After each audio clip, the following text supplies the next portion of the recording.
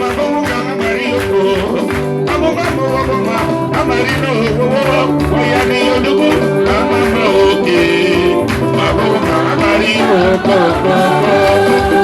qu'on peut applaudir sa mort de passer? C'est vrai, sa mort de passer. Oh ouais. Musica, développe.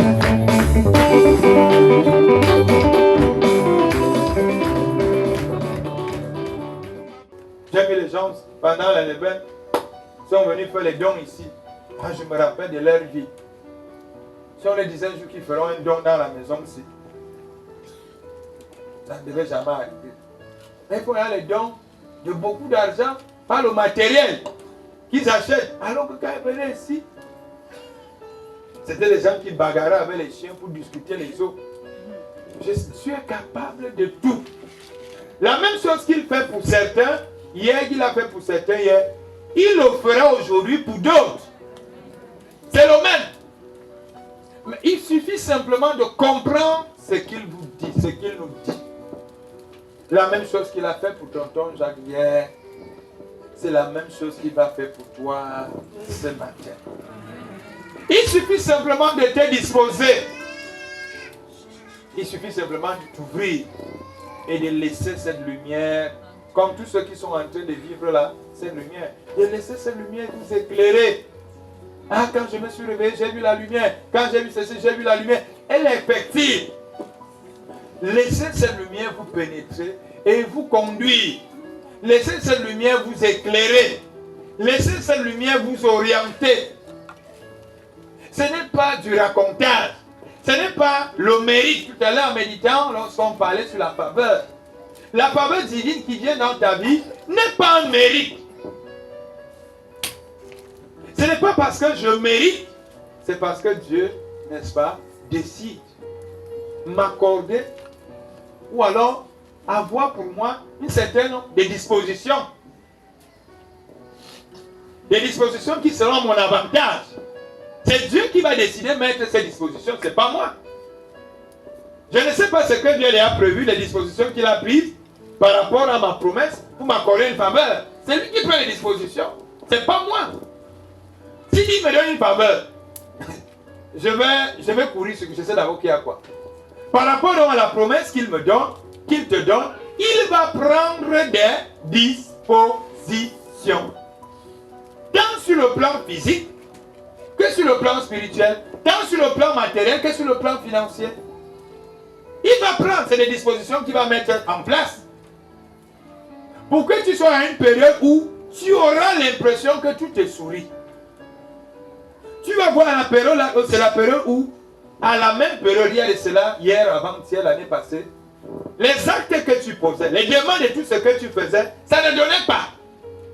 Mais la nouvelle disposition que Dieu est en train de prendre, parce que c'est lui qui t'amène dans la promesse, appelée faveur ici, c'est une disposition qui vient maintenant te permettre d'avoir toutes les faveurs du monde. Et cette faveur te permet d'entrer. La disposition peut être quoi? Les hommes. C'est-à-dire, il met des hommes qui vont maintenant faire en sorte que là où tu ne pouvais pas accéder, tu accèdes. Alors que hier, tu n'avais pas ce genre de disposition.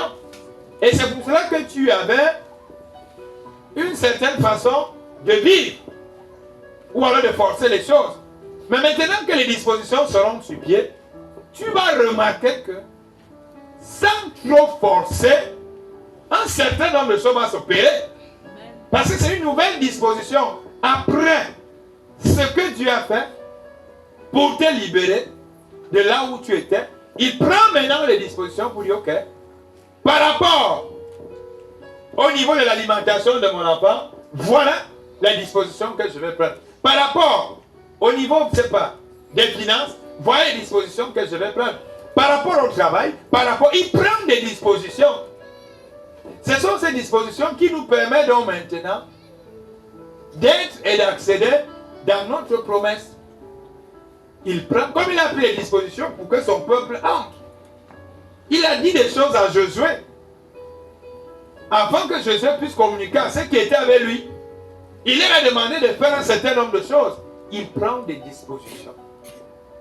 La promesse que Dieu t'accorde, ou il te permet d'entrer, ou alors qui s'accomplit dans ta vie, c'est que Dieu prend des dispositions, c'est-à-dire il t'accorde cette faveur. Les gens qui étaient rebelles, les gens qui étaient ceci, tu feras comment? La même manière quand il a pris des dispositions pour son peuple. Pharaon qui était un pharaon rebelle, un pharaon dur, est devenu un pharaon tendre. Pourquoi? Parce que les nouvelles dispositions que Dieu a prises par rapport à Pharaon n'étaient plus les mêmes. C'est Pharaon maintenant qui se lève lui-même pour demander au peuple de partir. Mais avant ça, Pharaon rejetait Moïse. Pharaon ne voulait même pas entendre ce que Moïse disait. Mais lorsque Dieu a pris de nouvelles dispositions, c'est Pharaon plutôt qui fait maintenant ce qu'il fallait par rapport au peuple. Hier, il y avait des rebelles, des gens endurcis dans le cœur. Par rapport maintenant à ta promesse, il y aura quoi? Des nouvelles dispositions. C'est pas ce que vous comprenez. Il y aura des nouvelles dispositions par rapport à la promesse. Ça veut dire que le chemin ne sera plus le même. La voie, ce ne sera plus la même voie.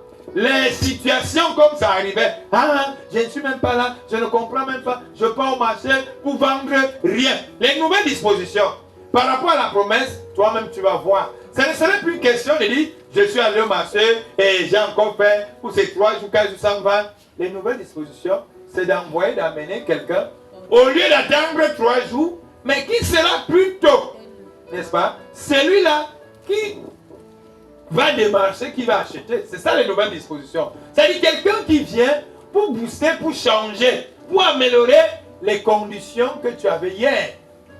Par rapport à une situation de vie, par rapport à un travail, il change les dispositions. Les dispositions que tu avais jusqu'à hier, c'était par rapport au niveau que Dieu a voulu, parce qu'on a vu ici hier, les nouvelles choses, les premières choses sont accomplies. Je vous annonce les nouvelles. Dans les nouvelles choses qui arrivent, parce que les premières ont été accomplies, qu'est-ce qui a été accompli? Il y a des situations, des dispositions que Dieu avait apprises par rapport à ces premières choses qui devaient être accomplies. Et certaines choses, tu as remarqué l'évolution, ont déjà été accomplies, mais maintenant, disant qu'il nous annonce les deuxièmes, il va donc prendre les dispositions. Mais qu'est-ce que nous on avait comme problème? Pendant que Dieu va accomplir les premières choses qu'il t'a annoncées, tu voulais dire que les nouvelles arrivent. Non. Il prend, il faut qu'il trouve maintenant les dispositions par rapport aux nouvelles choses. Il fallait d'abord traiter le cas des premières choses et les accomplir. Le cas des premières choses, c'était d'abord quoi? Chacun de revoir dans sa vie. Quelles étaient d'abord les premières dispositions qu'il fallait que Dieu puisse prendre en ce qui vous concerne, en ce qui te concerne? Mais est-ce que le premier niveau, Dieu ne l'a pas accompli? Il l'a accompli. Puisque tu n'es plus là où tu étais, il y a déjà en toi une santé, il y a déjà en toi une délivrance, il y a déjà en toi, il y a déjà en toi. C'était les premières choses à accomplir. Et pour accomplir ces premières choses, il fallait d'abord qu'il prenne aussi un certain nombre de dispositions, parce que ton cas n'était pas un simple cas. Il a donc pris les dispositions pour que tu retrouves d'abord la délivrance, pour que tu retrouves la guérison, pour que tu retrouves, c'était d'abord les premières choses à accomplir. Avant maintenant de t'annoncer quoi? Les nouvelles choses. Avant de t'annoncer ces nouvelles, et pendant qu'il t'annonce, il prend des dispositions. Pourquoi prendre des dispositions? Parce que il te faut ces dispositions pour entrer.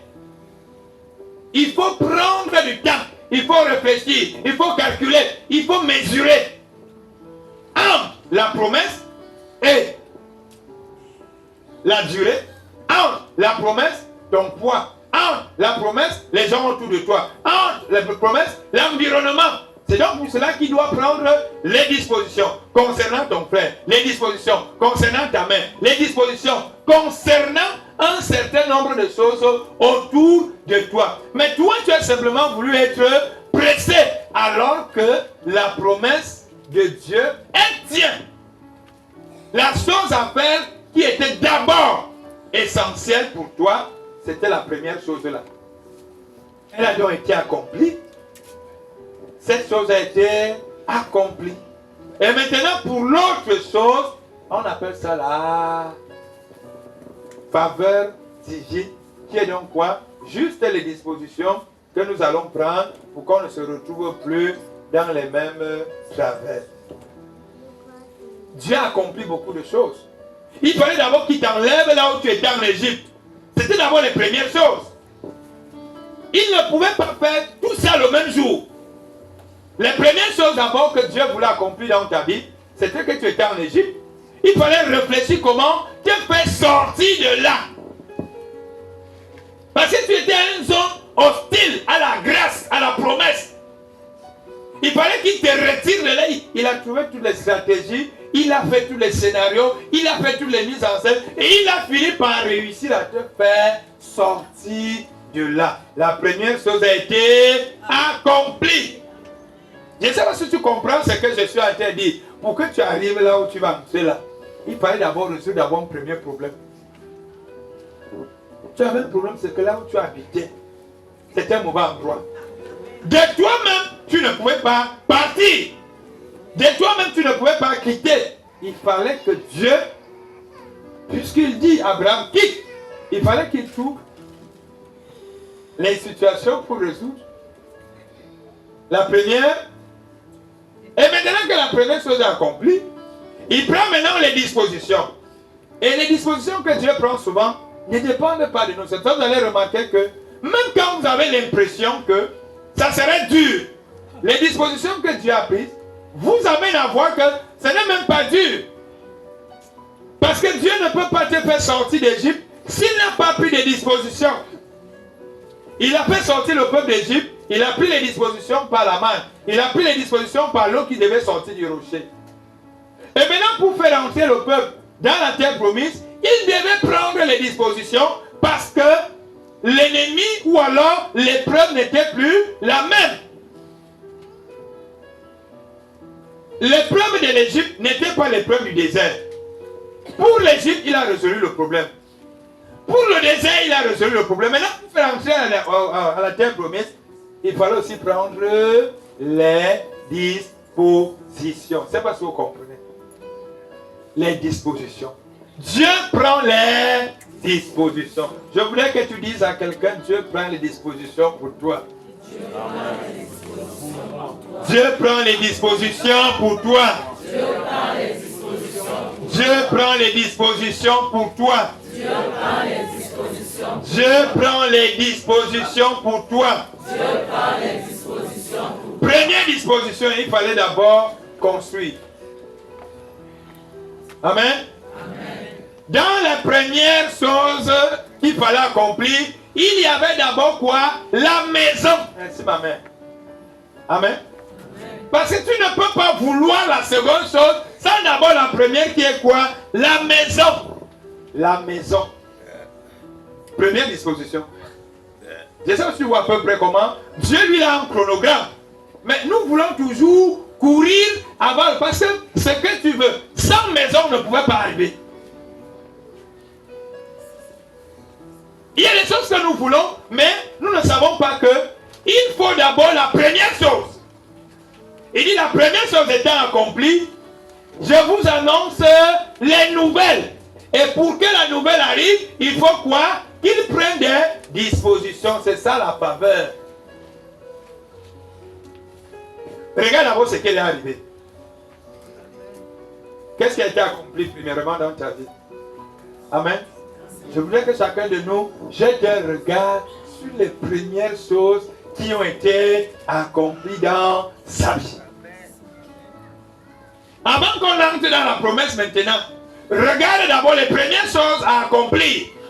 Est-ce que Dieu les a accomplies ou pas? Parce qu'on veut mélanger tout. On voudrait que tout se passe à la même minute, à la même seconde, à la même tiers. Alors qu'il y a d'abord une première chose à accomplir. La première chose accomplie, c'est que tu étais possédé plus. Envoûté plus. Il fallait d'abord accomplir la première chose. La première chose accomplie, c'est que tu sors d'une famille. Si on te